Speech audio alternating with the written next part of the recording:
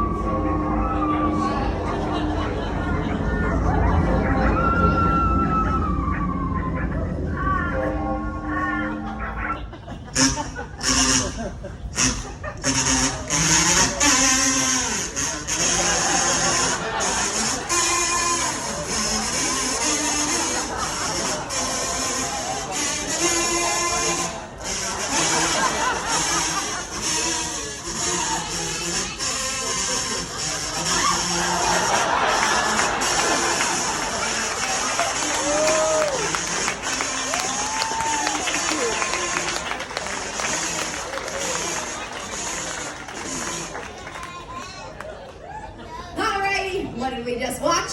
Raiders. Indiana Jones, you are right. All right. And here is question 1 for Indiana Jones. In Raiders of the Lost Ark, when the Ark was opened, what was found inside? A, books, B, sand, C, snakes, or D, Indiana's hat? Sand. Ooh, I'm hearing a lot of sand. Okay, we'll come back after we do the second one. Okay, in Temple of Doom, Willie orders soup at the palace banquet. What body part does she find in the soup? Oh, confidence over there. I'm hearing eyeball.